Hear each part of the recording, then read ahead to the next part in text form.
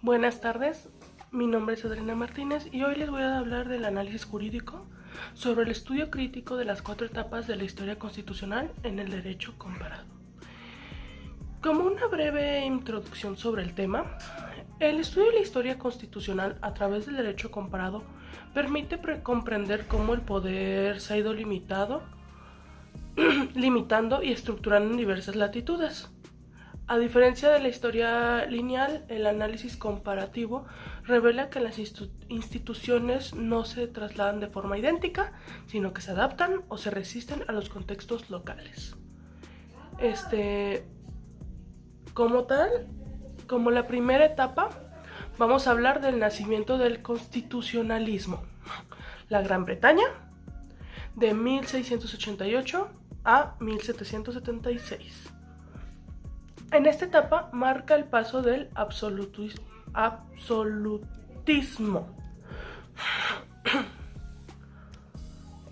monárquico a la soberanía parlamentaria, sentando las bases del gobierno limitado, entre comillas, ¿no? Como podríamos llamarlo.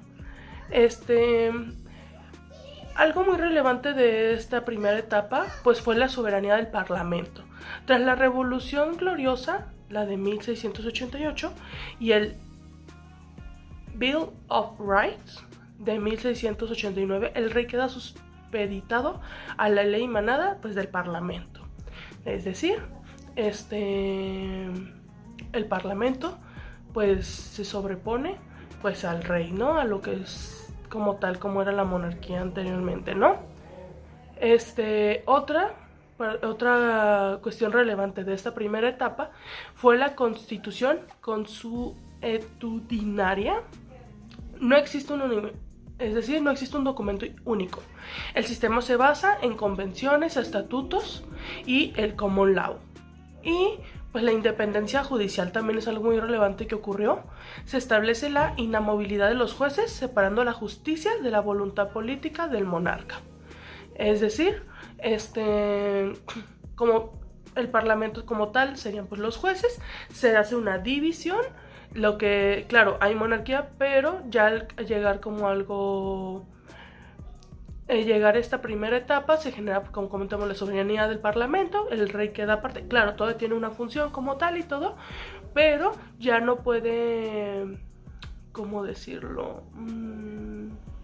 Ya no puede plasmar su voluntad sobre los jueces, ya son dos entidades separadas. Como tal, hubo una falta de rigidez. Al no ser una constitución escrita y rígida, los derechos de los ciudadanos dependían totalmente de la voluntad del parlamento, que al estar separado, omnipotencia parlamentaria, como tal se le llamaba, ¿no? Lo que en teoría permitía que una mayoría legislativa aboliera libertades fundamentales sin un proceso agravado.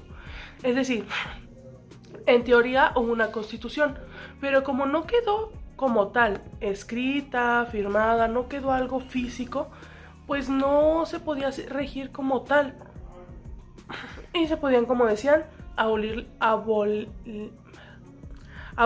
libertades fundamentales que eran necesarias, pero como no había como algo como tal escrito, no había quien las refutara, ¿no? Y otro también que tomar en cuenta fue el elitismo político. A pesar de que se limitó al rey, el sistema era profundamente aristocrático y el sufragio sumamente restringido, alejándose del concepto moderno de la democracia popular, ¿no?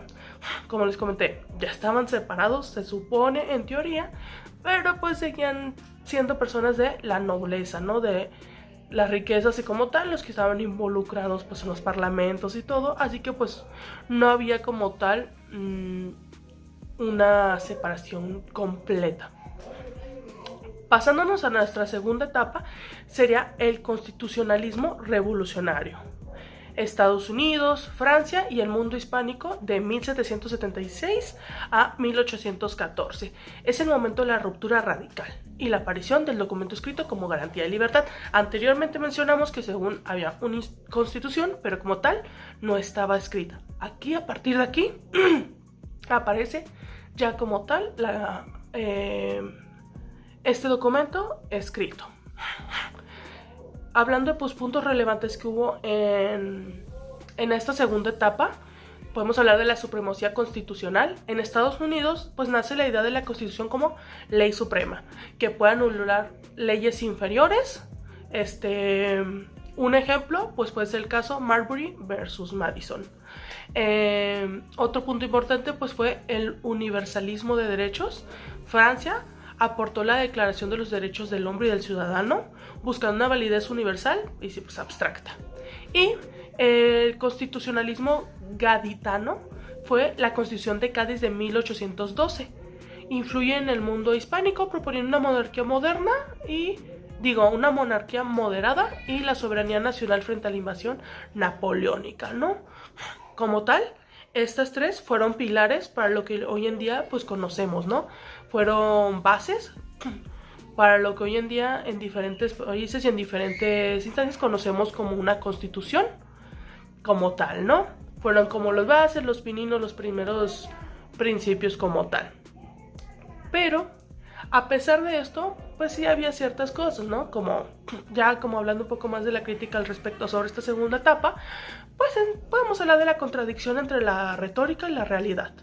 Mientras se proclamaba la igualdad universal, se seguía manteniendo la esclavitud en Estados Unidos y se excluía a las mujeres en Francia. Es decir, Francia creó este documento del derecho del ciudadano y todo esto, pero como tal, las mujeres no estaban incluidas. Y Estados Unidos, según su ley suprema, empezando a generar esto y toda la libertad, pero todavía no abolían la esclavitud. Y, por ejemplo, otro punto importante pues fue la inestabilidad en Europa e Hispanoamérica. A diferencia de la estabilidad estadounidense, el modelo francés y las primeras cartas hispánicas sufrieron una volatilidad extrema, confundiendo la constitución con un programa político de partido más que con una norma de convivencia. Como tal, en vez de que se siguiera lo que era el objetivo pues de una constitución, proteger estas necesidades fundamentales, proteger al ciudadano, buscar la igualdad, buscar la protección, todo esto, pues empezaron a haber diferencias, ¿no? O sea, se podría considerar que Estados Unidos fue un poco más estable, pero pues Francia y Hispanoamérica pues sí tuvieron muchas modificaciones, ¿no? Porque pues ya era como dependiendo quién estuviera en el poder, qué partido político fuera, pues era quien quizás tenía un poco más de poder y modificaciones, aunque no tuviera nada que ver, o sea, aunque no fuera necesaria la modificación, pues ya quien estuviera en el poder pues decidía qué hacer al respecto, ¿no? Con las leyes.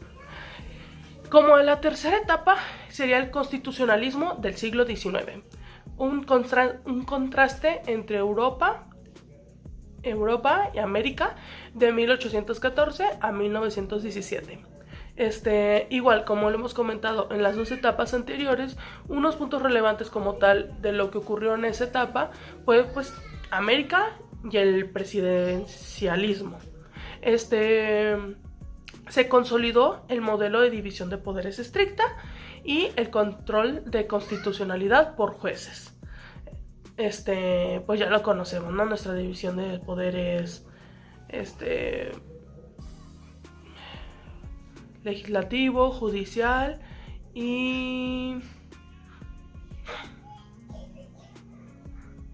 se me olvidó.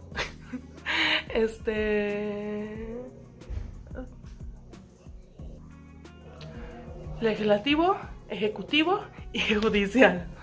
Como tal, son pues las divisiones de poderes que se hicieron en su momento.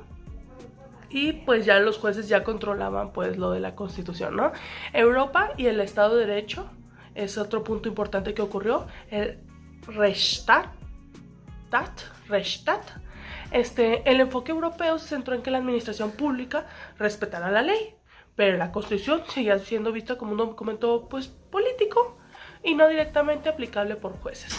Es decir, seguía siendo pues algo que los políticos seguían modificando y todo, y no algo que se administrara directamente pues por una cámara, un orden, alguien pues, como tal, ¿no? La expansión del sufragio la lenta transición hacia el sufragio universal masculino y las primeras luchas por el voto femenino. Como hablamos en la etapa anterior, a pesar de que se estaban haciendo todos estos avances, todas estas modificaciones, realmente, pues en muchas partes, pues la mujer todavía no era considerada como parte de las votaciones y de los temas. Algo que se pueda, pues como detalles que quedaron en esta etapa, pues fue la debilidad normativa en Europa.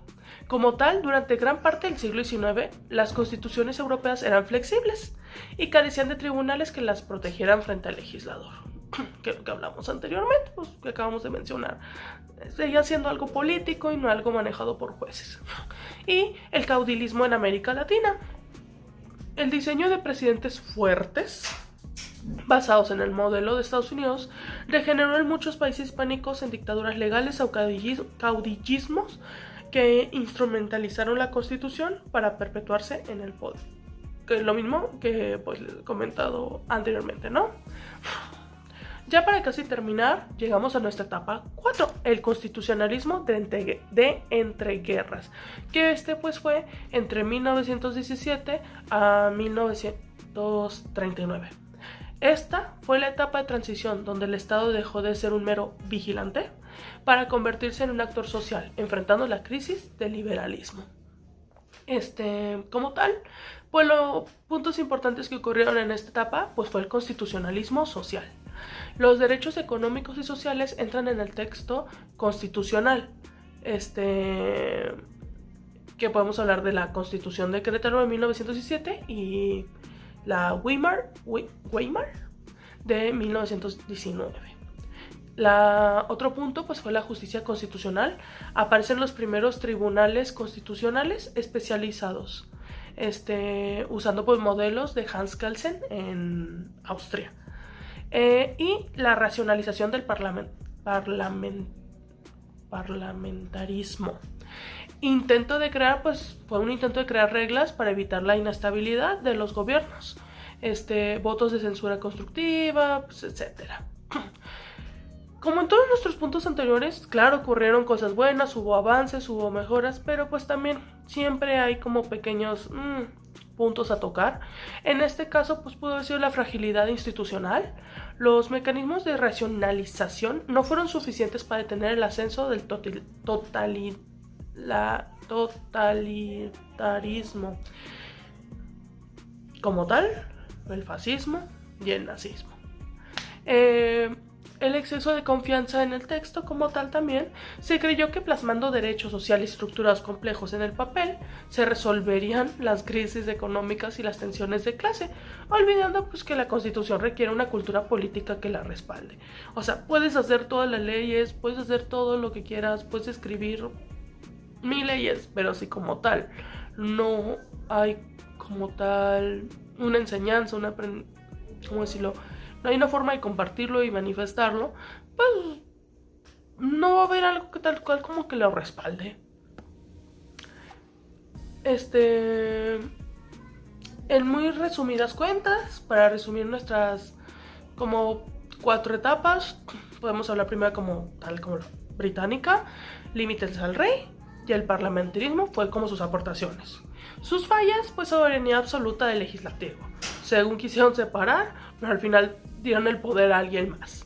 Nuestra segunda etapa, que fue la revolucionaria, pues se aportó una constitución escrita y supremacía, pero pues hubo exclusión social y violencia política. Que hablamos, pues las mujeres, la esclavitud y todo esto, ¿no? Y en el siglo XIX, pues como una aportación fue la conciliación del Estado de Derecho, y pues también una falla que hubo fue la falla del control judicial en Europa. Y para terminar, pues nuestra cuarta etapa, las entreguerras, derechos sociales y tribunales constituidos, puede ser algo que fue una aportación, pero pues no se pudo frenar el totalitarismo, ¿no? A pesar de todas estas etapas anteriores que venimos, pues fue una falla estructural que ocurrió. Por mi parte es todo. Muchas gracias.